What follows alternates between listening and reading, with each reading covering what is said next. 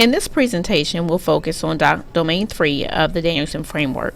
Domain 3 involves implementation of instruction. In this PowerPoint, we'll hone in on Component 3D, providing feedback to students.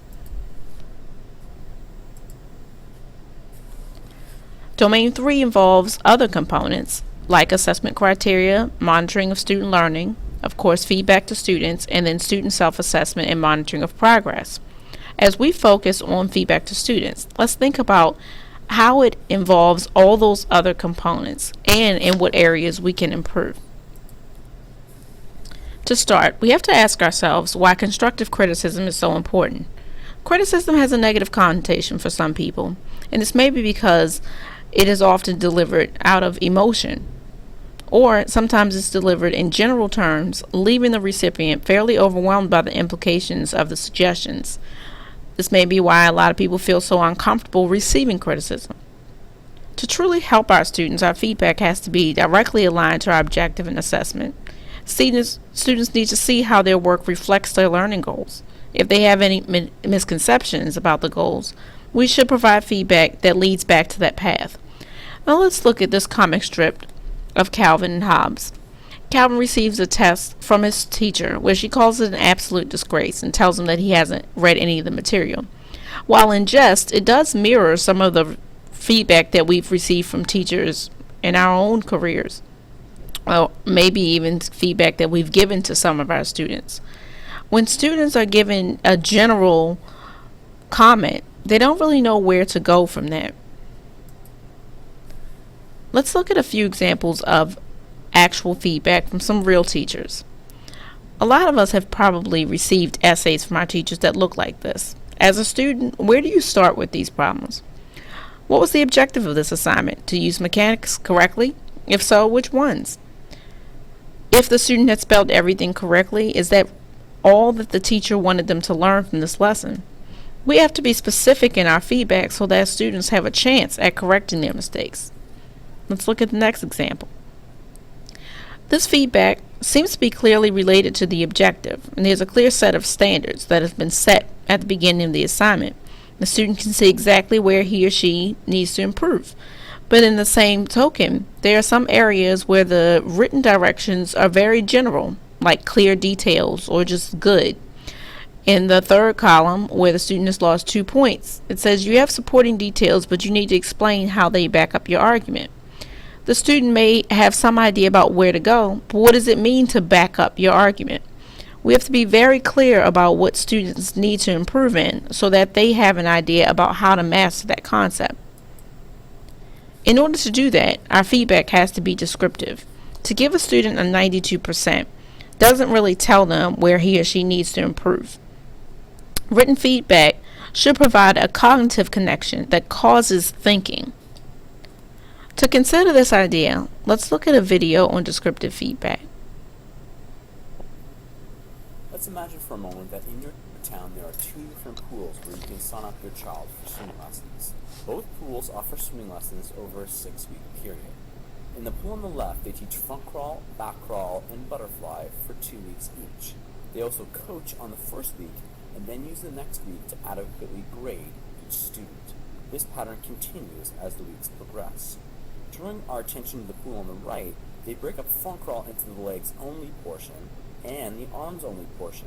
To help manage this, the instructor has some students help him or her coach from the side of the pool when it isn't their turn to swim.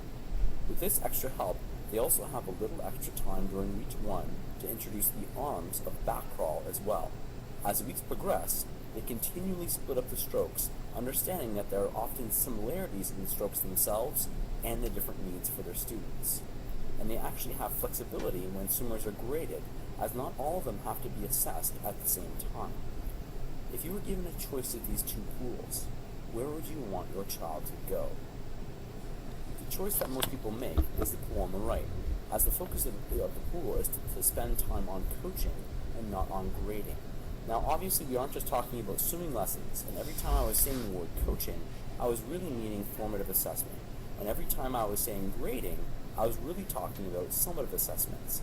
So in actuality, the instructors in this pool were focusing on formative assessments and not summative ones. The benefits of the pool on the right were clear, as they had more personal attention for each student. Each student received far more individual feedback, and their instruction was also differentiated based on their needs. Many of us want to use assessment for learning models like this in our classroom, but the issue really is one of time. There's only one of us in the classroom. Looking at the green instructors on the top of week 1, you appear to need 3 of them to be able to give the feedback necessary. In our school classes, however, if we take the time to teach students the look-fors in our particular classes and co-create rubrics and marking schemes with them, we can train the students themselves to give feedback to each other. When we do this, we effectively duplicate ourselves in the classroom, and this is made even easier by the use of 21st century tools like blogs, wikis, and discussion forums. What does the research say? Ruth Butler in 1999 studied 130 math students. The first group of math students wrote an assessment that was graded by the teacher and featured only a percentage mark as the feedback on the top. The students were able to look at their paper and try a second assessment. What they found is that there was almost zero gain from lesson 1 to lesson 2. In the second group of students, they were given only comments as feedback. They found there to be a 30% improvement from the first to second lesson. Most interestingly, in the last group of students, they were given both comments and percentage marks. There was no gain from the first to the second lesson. Obviously, it's the comments themselves that hold the educational value for the students. So what do good student comments look like? Descriptive feedback. Descriptive feedback should have a motivational component, such as highlighting a strength of the student work, and a cognitive component that provides a suggestion or next step, as feedback must ultimately cause thinking, as marking only causes an emotional response in students. A nice way of remembering this is remembering that each comment should have both a star and a stare component. And the reason for giving these comments in the first place is not to generate marks, but to increase student performance.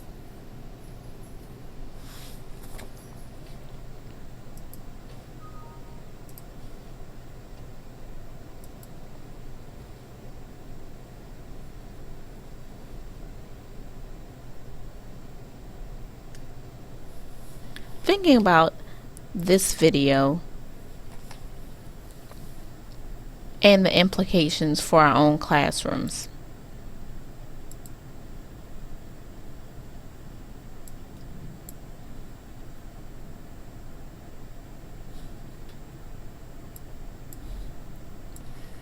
Think about the video and the implications for our own class.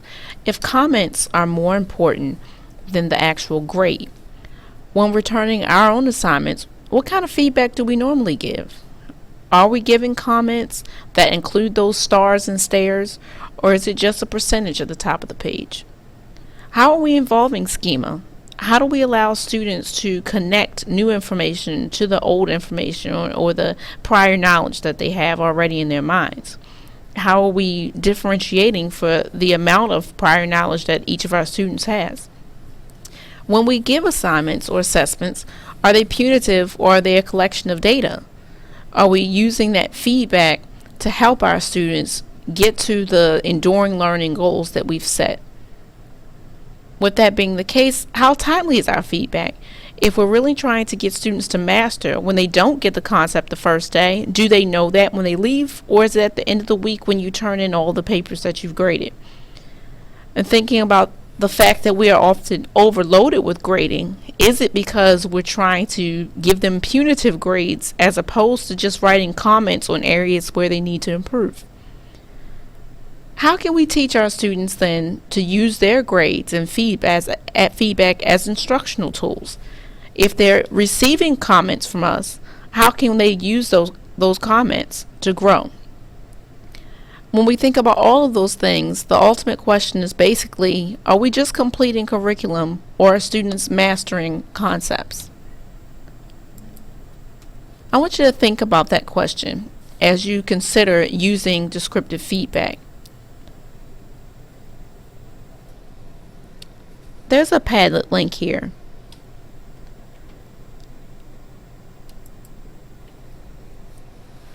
And on this Padlet wall, what I want you to consider is, how can using descriptive feedback increase student success in your classroom? When you open it, you can click anywhere, write your name, and record your answer. Once you've finished with that, go back to the Arbutus University wiki page and request credit for this module.